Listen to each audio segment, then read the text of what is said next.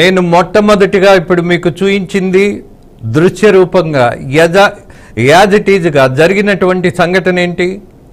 పిన్నెల్లి రామకృష్ణారెడ్డి అని వైసీపీ నాయకుడు బూతులో ఒక పెద్ద ఆయన మీద దాడి చేసినటువంటి కవరేజ్ ఎవరు చేశారు? అరుణ్ బాబు అనే రిపోర్టర్ చేశాడు. ఎస్, నెక్స్ట్ మరొక సంఘటన కూడా చూయిస్తా. అతను కవర్ చేసిందే బోరుగడ్డ. ఆయన పూర్తి పేరు కూడా నాకు గుర్తుంచుకోవాలని అనిపించదు. కొన్ని అసహ్యమైనటువంటి క్యారెక్టర్స్ను నేను ప్రస్తావించడానికి కూడా వ్యతిరేకిస్తా. ఒక దేశభక్తుడి గురించి చెప్పమంటే గంట సేపు చెప్తా.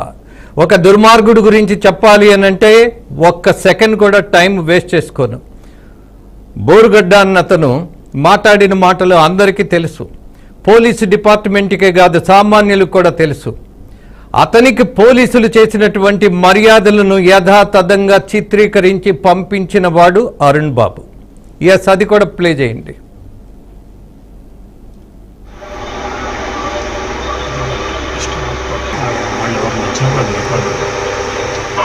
ఈ అరుణ్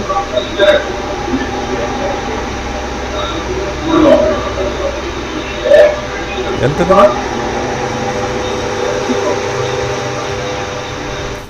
అక్కడ పడుకున్నటువంటి వ్యక్తి ఎవరు? బోరుగడ్డ. అతను ఎవరు? అరెస్టు కాబట్టి పోలీస్ స్టేషన్కు తీసుకెళ్లబడినవాడు. ఆయనకి చేసినటువంటి సదుపాయం ఏంటి? అది పోలీస్ స్టేషనా లేకపోతే బెడ్స్ రూమ్స్ అద్దెకిచ్చేటటువంటి ప్రదేశమా? ఆయన పోలీసా లేకపోతే రూమ్ బాయా? Yes, I'm asking, what is this nonsense? దీని మీద విచారణ జరిగిందా? దాని మీద చర్యలు ఏంటి? పబ్లిక్గా చెబితే పోలీసుల యొక్క ప్రతిష్ట పెరుగుతుంది కదా. We are ready. మీరు ఎంత కష్టపడుతున్నారో, ఎంత కష్టపడితే ఇవాళ దోషుల్ని కోర్టు ముందు నిలబెడుతున్నారో, అలాగే శాంతి భద్రతలు అనేవి ఇలా ఉండటానికి మీరు పడుతున్నటువంటి ప్రతి కష్టం మీకు చూపించడానికి సిద్ధంగా ఉన్నాం. ఈ ప్రజలందరికీ మీరు పడుతున్నటువంటి కష్టాన్ని అందరికీ తెలియజేసేటటువంటి ప్రయత్నం చేయటానికి సిద్ధంగా ఉన్నాను నేను కూడా. కానీ మరి దీన్నేమంటారు? ఎత్తి చూయించొద్దా? మాట్లాడొద్దా? విమర్శించొద్దా? నేను అదే అంటున్నా. ఇవాళ ఉన్నటువంటి వ్యవస్థలో జర్నలిజం దిగి రాలా, జనం మధ్య నుంచే ఉంది. తప్పప్పులు ఇక్కడ కూడా ఉంటాయి. తప్పుడు వాళ్ళు ముసుగులు వేసుకునేటటువంటి పరిస్థితి కూడా ఇక్కడ దాపురించింది. తెలుగు రానివాడు, నత్తి మాట్లాడేవాడు కూడా ఇవాళ టీవీ ముందు కూర్చొని మాట్లాడుతున్నటువంటి దౌర్భాగ్యమైనటువంటి పరిస్థితులు చూస్తున్నాం. వాళ్ళందరినీ నెత్తి మీదకి ఎత్తించుకుంటున్నటువంటి కోర్స్ రాజకీయ నాయకులను వదిలేస్తా, బట్ పోలీసు డిపార్ట్మెంట్ కూడా వాళ్ళ కొమ్ము కాస్తుంది. వాళ్ళు బూతులు మాట్లాడినా వదిలేస్తుంది. వాళ్ళు అడ్డదిడ్డంగా మాట్లాడకూడనటువంటి చట్టబద్ధం కానటువంటి విషయాలను ప్రస్తావిస్తే ఎస్, వాళ్ళకి పాలకపక్షం గనక మద్దతు ఉంది అని అంటే మాత్రం వాళ్ళ గురించి మాట్లాడలేరు. మీ వల్ల కాదు అన్నటువంటి పరిస్థితి ఎందుకు తెచ్చుకోవాలి? ఇవాళ గుంటూరు జిల్లా ఎస్పీకి ఉన్నటువంటి ప్రతిభావంతమైనటువంటి బాధ్యత కలిగినటువంటి నేచర్ అందరికీ ఎందుకు లేదు?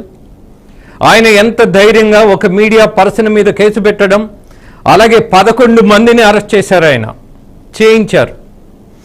ఈ 11 మంది అరుణ్ బాబు అనే జర్నలిస్టు తన కారును తానే పగలగొట్టుకోవడానికి ఈ టీమును ఏర్పాటు చేసుకున్నారట. పరిశోధనలో తేలిందట.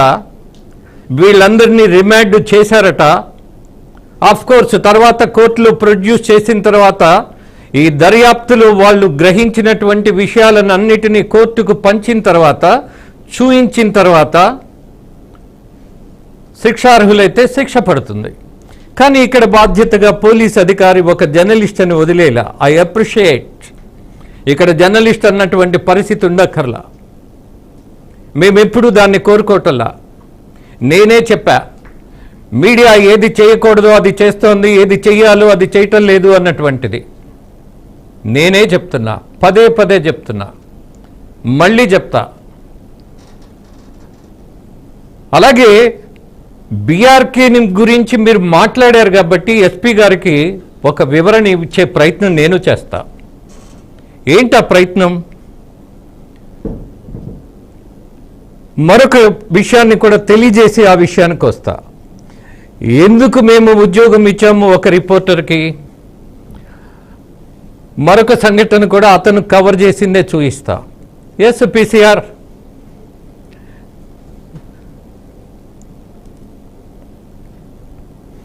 జగన్మోహన్ రెడ్డి తన కారుతో ఏ ప్రమాదానికైతే ఒక వృద్ధుడిని గురి చేశాడో ఆ సంఘటనలు కూడా కవర్ చేశాడు. PCR, can you play it?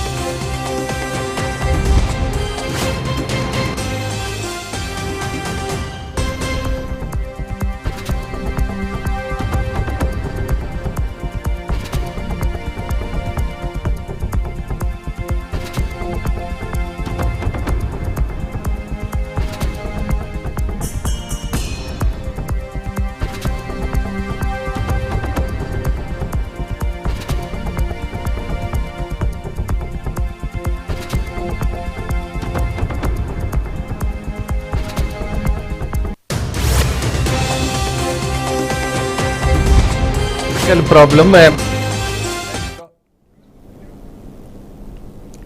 Yes, some technical problem.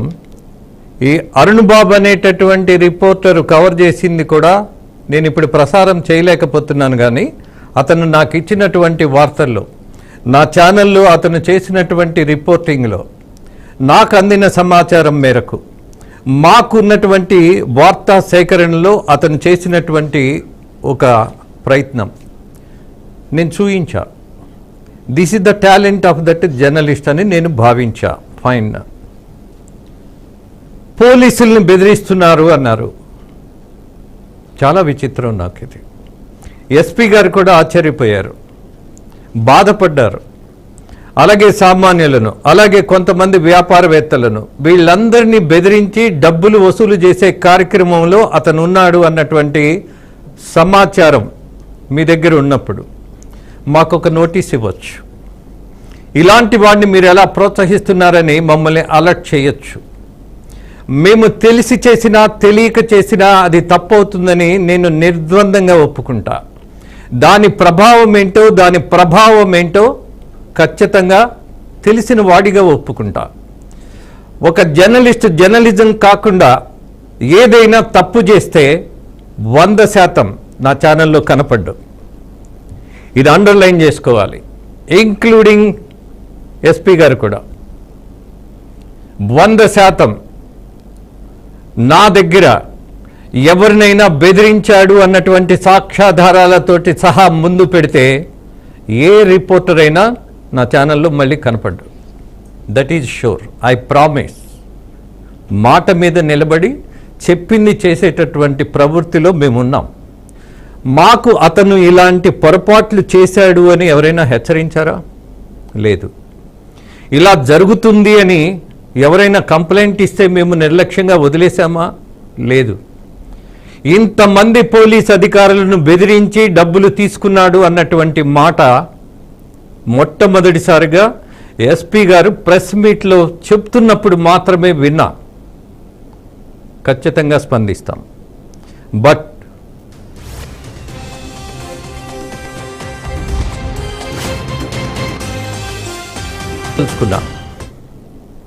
చాలా స్పష్టంగా చెప్పదలుచుకున్నా.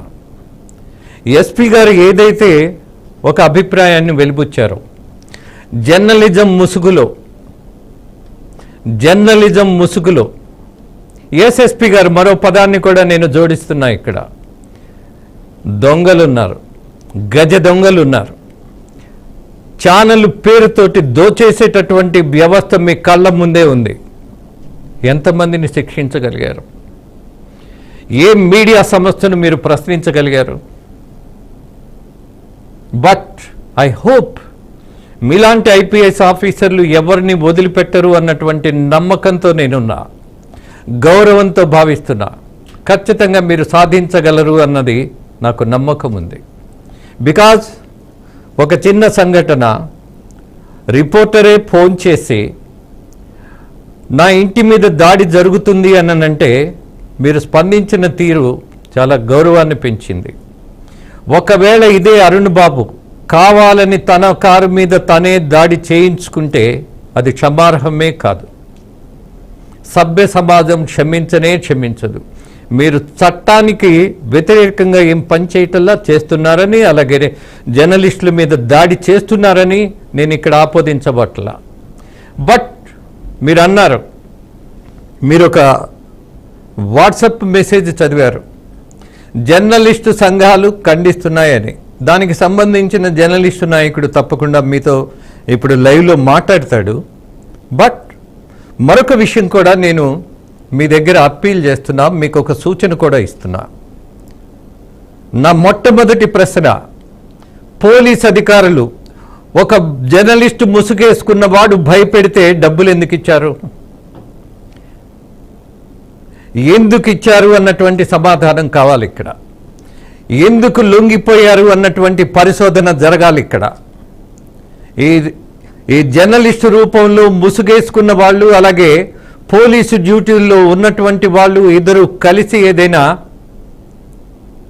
ఒక విషయాన్ని బయటకు తీసుకొచ్చి అక్కడ ఏదైనా అవినీతి జరిగితే ఇద్దరు కలిసి పంచుకున్నారా? మీ ఆరోపణ ఎలా ఉంది అని అంటే బెదిరించాడు, డబ్బులు ఇచ్చాడు అని. మీ దగ్గర మొత్తం లిస్ట్ ఉందన్నారు ఎస్పీ గారు. I'm just requesting you, because మీ అంకిత భావం నాకు అర్థమైన తర్వాత మిమ్మల్ని అడగాలనిపిస్తుంది. ఏ పోలీస్ అధికారి అరుణ్ బాబుకి డబ్బులు ఇచ్చాడు? పరిశోధన జరగాలి ఇక్కడ. ఎందుకు ఇచ్చారన్నటువంటి విషయం బయటికి రావాలి. ఇతనే ఈ జర్నలిస్టే డబ్బులు కలెక్ట్ చేసుంటే, తీసుకొని ఉంటే ఏ శిక్షకైనా అతను అర్హుడు అని నేనే చెప్తున్నా. నేను ఇమీడియట్గా రియాక్ట్ అవుతానని చెప్పా. మీరు పెట్టినటువంటి కేసు గనక అతను దోషిగా తేలితే నా ఛానల్లో మాత్రం కనపడ్డు అని చెప్పా. అలాగే ఇతనికి డబ్బులు ఇచ్చినటువంటి పోలీస్ అధికారుల మీద మీరు కానీ మీ పై అధికారులు కానీ మీరు ఒక పరిశోధన చేసి ఇతను ఎందుకు ఈ బెదిరింపుకు భయపడి డబ్బులు ఇచ్చాడు అని అంటే ఏ లోపం ఉండి ఇచ్చాడు? ఒక పోలీస్ అధికారి బెదిరించిన వాడికి డబ్బులు ఇవ్వటం ఏంటి? అంటే పోలీస్ అంటే మాకున్నటువంటి గౌరవాన్ని తగ్గించుకోమంటారా? మాకున్నటువంటి సదభిప్రాయాన్ని కూడా మార్చుకోమంటారా? బెదిరిస్తే పోలీసులు డబ్బులు కూడా ఇస్తారని కొత్త విషయాన్ని అర్థం చేసుకోమంటారా? ఏం అర్థం చేసుకోమంటారు? ఎలా లొంగిపోయారు? ఎలా బెదిరిపోయారు? దేనికోసం? ఆఫ్టర్ ఆల్ ఒక జర్నలిస్ట్ ఫోన్ చేసి డబ్బులు ఇవ్వకపోతే అని అంటే డబ్బులు ఇచ్చి బార్లా పడినటువంటి పోలీసు అధికారి పోలీసు వ్యవస్థను బలహీనపరచట్లేదా? పోలీసుల మీద ఉన్నటువంటి నమ్మకాన్ని తగ్గించట్లేదా? మీరే భయపడితే మమ్ములు రక్షించేవాడెవడు?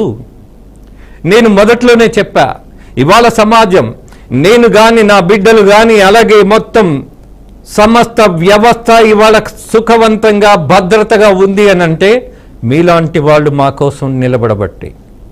మళ్ళీ చెప్తున్నాం, మీ మీద ఉన్న గౌరవం. ఇవాళ మీడియా యొక్క పరువు తీసేటటువంటి వాళ్ళ లిస్టు నేను మీకే ఇస్తా. ఖచ్చితంగా కొన్ని ఆధారాలతోటి మీ ముందు పెడతా.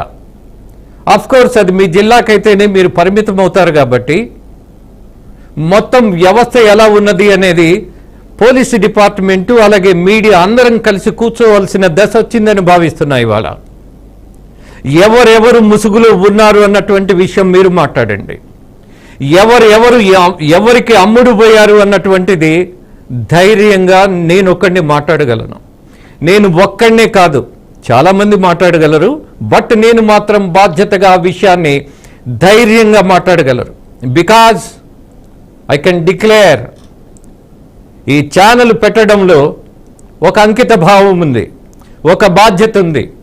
ఒక చిన్న జీతం నుంచి పైకొచ్చి కష్టార్జితంతో ఎదిగినటువంటి నా సోదరుడు ఈ ఛానల్ పెట్టినప్పుడు ఒక లక్ష్యంతో, ఏ పార్టీని భుజాన వేయకూడదు అన్నటువంటి అభిప్రాయంతో, కమిట్మెంట్తో, అది కష్టమైనా సరే మనము ఎలా అయినా మనము సంపాదించి ఛానల్ని నడుపుదాం అన్నటువంటి పరిస్థితి మనకుండాలి అన్నటువంటి లక్ష్యంతో ఈ ఛానల్ని మేము తీసుకొచ్చాం. ఛానల్ పెట్టిన వాళ్ళు పెట్టక ముందు వాళ్ళ ఆస్తులు ఎంత, పెట్టిన తర్వాత వాళ్ళ ఆస్తులు ఎంత, కొంతమంది మాత్రమే. వాళ్ళందరినీ బయటికి తీసుకొద్దామా? We are ready.